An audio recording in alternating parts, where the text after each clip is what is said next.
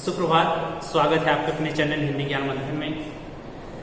आज हम लोग महादेवी वर्मा से रचित रचना हिमालय से इसकी व्याख्या पढ़ेंगे। तो आए सबसे पहले महादेवी वर्मा जी के जीवन के बारे में जान लेते हैं। इनका जन्म जो हुआ था 1907 ईस्वी में हुआ था, मृत्यु इनकी 1987 में हुई। इनका जन्म फर्रुखाबाद में हुआ था। और काव्य सौंदर्य के बारे में जान लेते हैं। इस कविता में जो भाषा प्रयोग की गई है, सरस, खड़ी बोली, अलंकार, रूपक, उपमा, मानवीकरण और कह सकते हैं कि पूर्णोक्त प्रकाश अलंकार का सुंदर उदाहरण है। इसमें गुण जो है माधुरी गुण है, रस जो है शांत रस है। आइए कविता पढ़ते हैं हिमालय से, जो कि साहित्य गीत से दी गई है। तो देखिए, हे चिर महान यह स्वर्ण रश्मि श्वेत भाग वर्षा जाती रंगीन हास। यहाँ पर हिमालय की महानता का वर्णन किया गया है, हिमालय के बारे में बताया गया है कि ऐ चिर महान, हे चिर महान, ऐ निरंतर काल से, ऐ चिरकाल से रहने वाले हिमालय, तुम महान हो।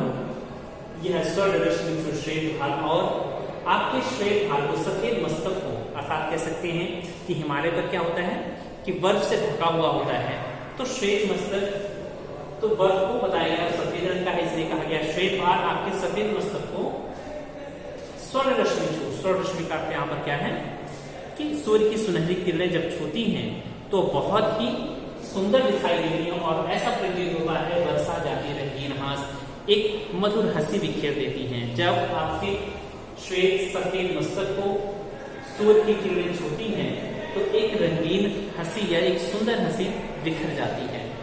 शैली बनता है इंद्रधनुष परिमल मलमल सा जाता बतास, पर राग हिम विधान कह रहे कि शैली बनता है इंद्रधनुष। और जब सूर्य की किरण उस बल पर पड़ती है, आपके मुकुट पर, शीश पर पड़ती है, तो क्या बन जाता है? शैली, पगड़ी के समान। तो ऐसा प्रतीत होता है मानो कि आपके सर पर पगड़ी बन रही है, किसकी? इंद्रधनुष की। कि ऐसा प्रतीत होता है मानो हिमालय के सिर पर इंद्रधनुष की पगड़ी बन रही है, और परिमल मलमल जाता बतास। और परिमल जो है, परिमल का यहाँ पर सुगंध है कि बतास जो वायु है वो विभिन्न प्रकार की सुगंधित हवाओं को लाकर के आपके शरीर से टकराती है। तो ऐसा प्रतीत हो रहा है मानो कि हवा क्या कर रही है, आपके शरीर पर चंदन लपेट रही है।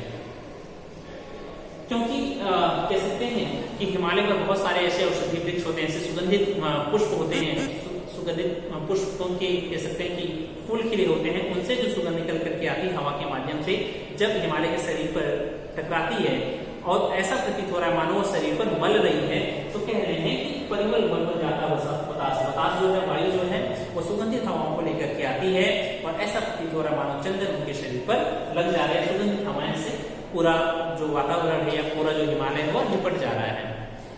पर राग हिम तू हिम विधान, पर इतना सब कुछ होने के बाद सूर्य जो है तुम्हारी पगड़ी का कार्य कर रहा है, या सूर्य की किरणें जो पड़ती है तो कैसा बन जाता है? धनुष का बन जाता है। जो वायु है तुम पर बिल्कुल सुगंध लपेट रही है, परंतु तुम इन सब से तुम्हारा कोई मतलब नहीं है, तुम रागहीन, तुम इनसे बिल्कुल विलग हो, अलग हो, तुम्हें इसका कोई प्रभाव नहीं पड़ना वाला है। ऐ हिम विधान, ऐ हिमालय, तुम पर इन सारी चीजों का कोई प्रभाव पड़ने वाला नहीं है, तुम बिल्कुल विराग हो।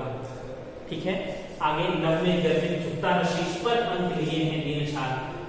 और हिमालय की फिर वर्णन करते हुए कहती है कि नभ में गर्भित झुकता शीश, तुम्हारा जो शीश है, कह सकते हैं कि जो बहुत ऊंची ऊंची चोटियां हैं, एवरेस्ट जैसी ऊंची जो चोटी है वो हिमालय पर ही है। तो कह रहे हैं कि तुम्हारा जो शीश है बिल्कुल कहाँ है? आसमान की तरफ है, बहुत ऊंचाई पर है, और कह सकते हैं कि बिल्कुल गर्व के साथ सीधा खड़ा हुआ है, वो झुकता नहीं है। तुम्हारा जो शीश है, तुम्हारा जो सर है, वो पूरे अभिमान के साथ, गर्व के साथ बिल्कुल खड़ा हुआ है, वह झुकता नहीं है। परंतु अंक लिए हैं दीन, इतने महान होते हुए भी, इतने बड़े होते हुए भी क्या है, तुमने क्या किया है? अंक लिया है, अपनी गोद में क्या किया है? दीन छार करते यहाँ पर मिट्टी, कि अब आपने फिर भी धूल जैसी तुच्छ चीज को अपनी गोद में लिया हुआ है, अपनी गोद में समाया हुआ है। अर्थात इतने बड़े होने के बावजूद भी आप छोटे छोटे लोगों का उपकार कर रहे हैं। आगे मन गल जाता नत विश्व देख तन सह लेता है पुरुष भार। मन गल जाता है नत विश्व देख, और पूरे विश्व को अपने चरणों में झुका हुआ देख, क्योंकि आप बहुत विशाल हैं। तो विशाल जब आप ऊपर से देखेंगे तो लोग क्या देखेंगे? छोटे देखेंगे। तो ऐसा प्रतीत होता है कि मानो कि मन गल जाता है विश्व देख, जब आप पूरे विश्व को देखते हो कि आपके चरणों में नद है, झुका हुआ है तो मन आपका गल जाता है, आप द्रवित हो जाते हैं। और आपका मन गलने से क्या होता है कि जो ग्लेशियर है वो पिघलते हैं और उनसे नदियां बन करके लोगों तक पहुंचती हैं। तन सह लेता पुरुष भार, और तन जो है तुम्हारा ये बर्फ के बड़े बड़े टुकड़े जो आपके शरीर पर लगे हुए पुरुष भार, बहुत कठोर भार को भी आपका तन सह लेता है। तो आप कह सकते हैं कि जो बर्फ के टुकड़े होते हैं बहुत भारी होते हैं, बहुत भारी होने के कारण भी कह सकते हैं ऐसे भारी भारी चीजों को, वस्तुओं को आप अपने शरीर पर सह लेते हो। मन कैसा है, बहुत ही आपका द्रवित हो जाता है। शरीर कैसा है, बहुत सारे भारों को सह लेने वाला है। कितने कितने कोमल, और तुम्हारा मन कितना मृदु है, कितना कोमल है, और कितने कठिन प्राण, और तुम्हारा जो शरीर है कितना कठोर है। अर्थात तुम मन से बिल्कुल कोमल हो और तन से बिल्कुल कठोर हो। अर्थात ऐ हिमालय तुम महान। आगे देखें अगली पंक्तियां। टूटी है तेरी कब समाधि झंझा लौटे शब्द हार हार। फिर महादेवी वर्मा जी कहती हैं कि ऐ हिमालय तेरी समाधि कब टूटी है। यहाँ पर हिमालय को एक तपस्वी सा बना दिया है, तपस्वी सा बता दिया है कि जिस प्रकार से तपस्वी होता है वह अपनी साधना में लीन रहता है, उस पर चाहे किसी भी प्रकार का कष्ट आए वह बिल्कुल हिलता डुलता नहीं, सिर्फ समाधि में रहता है। ठीक उसी प्रकार से बता रही है कि टूटी है तेरी कब समाधि। ऐ हिमालय तेरी समाधि कब टूटी। तो तपस्वियों की भांति समाधि स्थल की तरह समाधि में बैठा हुआ है, झंझा लौटे हार हार, और विभिन्न प्रकार के आंधी तूफान आए और सैकड़ों बार आए, लेकिन तुझसे हार करके लौट गए, तुझे डिगा नहीं पाए।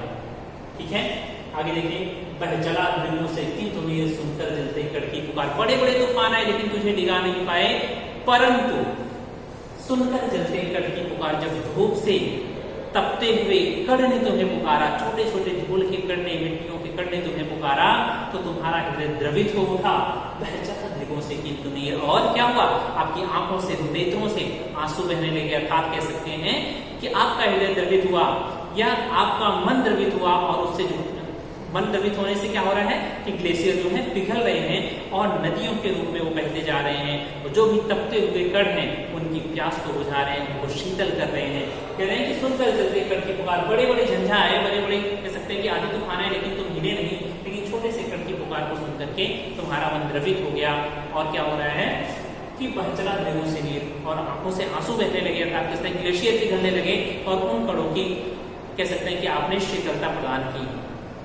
सुख से विरक्त दुख में समान, और तुम सुख से विरक्त हो, तुम्हें कितना भी सुख मिल जाए। यहाँ पर देखें कि सूर्य उनकी पगड़ी का, सूर्य की किरणें पगड़ी का कार्य कर रही हैं, जो बतास है, वायु जो है उनके शरीर पर चंदन का लेप लगा रही, कितना भी सुख मिल जाए परंतु उसका कोई तुम पर प्रभाव नहीं पड़ने वाला। तुम उनसे, उन सारी चीजों से विरक्त हो, और दुख में समान। कोई दुख आता है भारी से भारी, तुम वजन लेकर के अपने शरीर पर इस तरीके से निताब खड़े रहते हो। तूफान आता है, आंधियां आती हैं, फिर भी तुम बिल्कुल नहीं अडिग नहीं होते हो, बिल्कुल हिलते नहीं हो, कोई दुख नहीं होता है आपको। तो सारी तरीके से दुख में और सुख में तुम समान अवस्था में रहते हो, तुम्हें दुख और सुख का कोई प्रभाव नहीं पड़ता है। मेरे जीवन का आज मैं तेरी छाया से हो मेरा। अब इस तरीके से महादेवी वर्मा जी प्रार्थना कर रही है, विनती कर रही है कि मेरी इच्छा, मेरा जो जीवन है तेरे जीवन से मिल जाए, तेरी छाया से। अर्थात कह सकते हैं जो गुण तेरे अंदर है, हिमालय को गुण मेरे अंदर भी भर जाए। मेरे जीवन की आज हो तेरी छाया से हो मिला, कि मेरे जीवन के, मेरा जो जीवन है तेरे गुणों से मेरे जीवन में भी गुण आ जाए, मैं भी तेरी जैसी बन जाऊं। तन तेरी साधकता छोड़े, क्या बता रहे, तन तेरी साधकता छोड़े। तन जो है तेरी साधना अवस्था को ले ले। जिस तरीके से तू साधना अवस्था में रहता है, कोई भी कष्ट आए, कोई भी दुख आए, तो बिल्कुल मौन बना रहता है, परेशान नहीं होता है, विचलित नहीं होता। ठीक उसी प्रकार से मैं भी कभी विचलित ना हूं। मन ले करुण की खाना, और मन जो है तेरी करुणा को भांप ले। जिस तरीके से तू छोटे से कण को देख करके द्रवित हो जाता है, छोटा सा कण यदि पुकारता है तो उसकी बात सुन लेता है, पूरा विश्व तेरे सामने यदि कुछ कहता है तो उनकी बात के लिए तो तेरा मन द्रवित हो जाता है। ठीक उसी प्रकार से मेरे मन में भी करुणा भर जाए, मैं भी इस तरीके से लोगों की करुणा को समझ पाऊं। उर में पावस दृग में विहाना, और उर में पावस, पावस का यहाँ पर वर्षा होती है कि हृदय में मेरी प्रेम रूपी वर्षा बस जाए, हृदय में मेरे प्रेम बस जाए। दृग में विहान, और नेत्रों में सवेरा। अर्थात कह सकते हैं कि हमेशा एक नित्य नया करने की कोशिश मैं करती रहूं। तो ये कविता जो है सांदगीत से ली गई है। आशा करता हूँ आपको ये कविता समझ में आई होगी, और यदि समझ में आई है तो मेरे चैनल को सब्सक्राइब करें और लाइक करें। धन्यवाद।